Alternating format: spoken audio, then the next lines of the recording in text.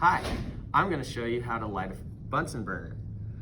First thing, the gas in the room should be turned on. So when the gas in the room is turned on, we want to make sure that all of the blue nozzles are flipped at a 90-degree angle to the exit valve.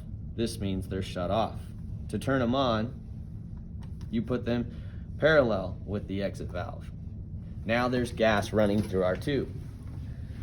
On the bottom of your Bunsen burner, you can unscrew and you can sort of start to hear a little gas start to leak out.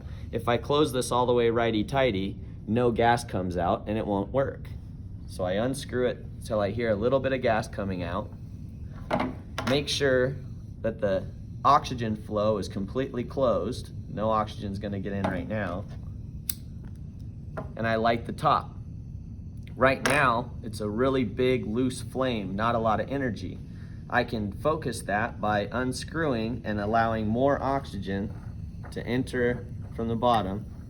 And you see the flame starts to disappear because we're now creating a hotter flame. I can also adjust the gas to create a bigger flame or a smaller flame, or even shut it off completely. And that's how you work a Bunsen burner. Always remember to shut your valve. And remember, never leave a flame unattended. Okay, this is our rocket that we're going to be using, which is a pipette bulb. You'll see that there's 5 lines, which means that there's 6 even spaces.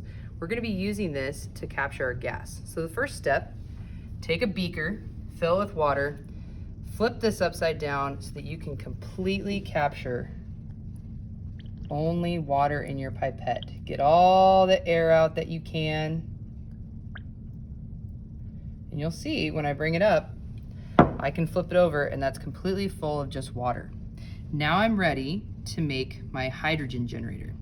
Hydrogen generator uses hydrochloric acid, and we're going to be using magnesium strips.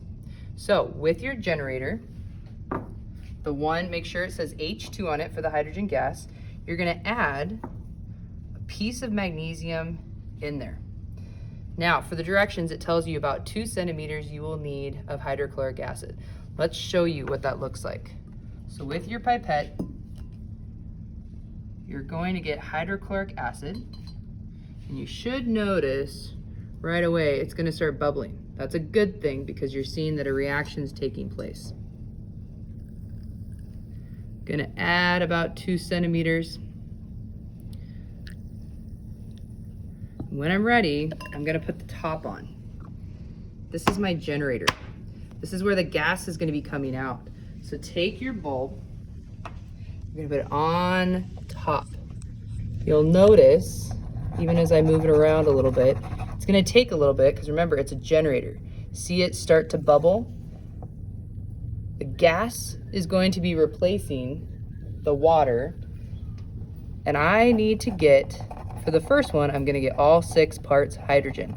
So you'll notice I can shake it around a little bit, and you'll notice that water is coming out. That's okay because I'm displacing the water out of there with the oxygen that's in there. And I know the oxygen's hydrogen because I've already put the contents of my hydrogen generator in there. So far, reading that, I've got almost 2 parts of that. If you need to, you can shake it a little bit. You can also double check to make sure that it's sealed here. You can add silly putty or anything like that to it that we have, Play-Doh, but make sure that you fill that. With your hydrogen generator, if it gets to a point where it's not bubbling a lot, especially for this one, I can tell that my magnesium strip is not in the hydrochloric acid, feel free to add some more hydrochloric acid. When you get to the point that you're ready to take it off, I can easily, if I wanted just 2 parts of hydrogen, I can easily take it off. Notice, I know that gravity is still working on this, but because of the properties of water, it's gonna stay in there. So if I wanted only 2 parts hydrogen to the rest being oxygen, I could now put this on my other oxygen generator. Okay, now here's our oxygen generator. Notice how this has the O2 on it. Make sure that you're using this for only the yeast and the hydrogen peroxide. Here's our bulb.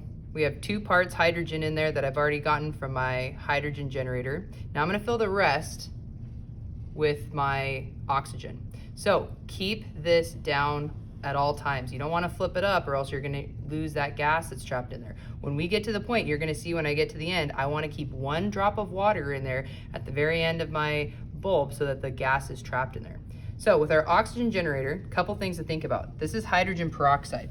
Hydrogen peroxide is H2O2. This is technically aqueous because most of this is actually water. This is yeast that we're going to be using. This is your catalyst. When you're writing out the reaction, yeast, the name, goes above your arrow because this is only your catalyst. It doesn't change anything. So the first thing I would suggest is add some hydrogen peroxide. Now, a little bit goes a long way with this, so add some. You don't need a lot. You can see it's already bubbling because I had some yeast in there from earlier. Might even go over. Here, I'll give it a second. Get those bubbles out of the way. You're gonna notice when I put in the yeast, it's gonna react like this. This means it's reacting. Notice how I don't have a lot of liquid in there. You don't need a lot for this to happen. Actually, if you put too much in there, you'll notice that it'll burst open and get all over you. But not to worry, this is just hydrogen peroxide and yeast, so you'll survive. So watch when I put in just a little bit of yeast. This is our catalyst to get all that out of our hydrogen, or to get all of our oxygen out of there.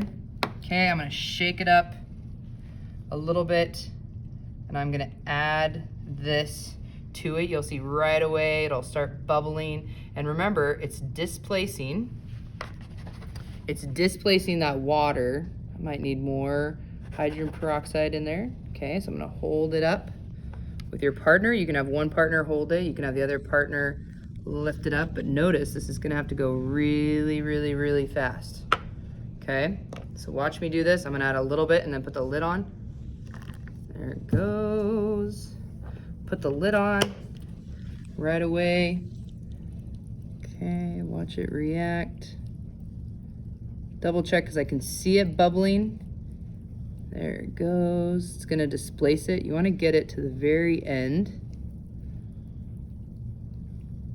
So you can shake it a little bit. It's reacting in there. I might have a little bit of a hole. I can see that there's some tape on here, but notice how I'm getting the rest of that. It's okay for the water to be on the table. It's just water. Okay, so I'm gonna need a little bit more. I'm gonna keep doing the same thing. Gotta keep this generator going. This is gonna be a harder generator than your other one. I'm gonna actually clean it out in my waste container. Start a little bit new, put some more yeast in there.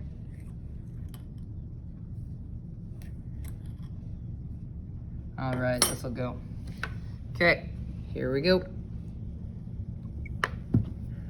There it goes. It's okay if it bubbles over a little bit. Wait for it to react. I can see I'm still losing a little bit of gas to that.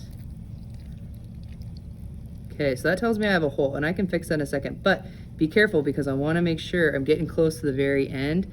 See all the gas bubbles in there? I only need a little bit. I'm gonna stop. Okay, now notice how I have 1 droplet of water. That's really important because that's gonna keep your gas in there. Do not flip this up the other way or else you're gonna lose all your gas. Now you're ready to try this on your Bunsen burner. Now what I'm gonna do is I'm going to take my rocket, hold it up to the flame, and push it to eject the hydrogen gas. We should hear pop. Oh, gotta go back and find a better ratio.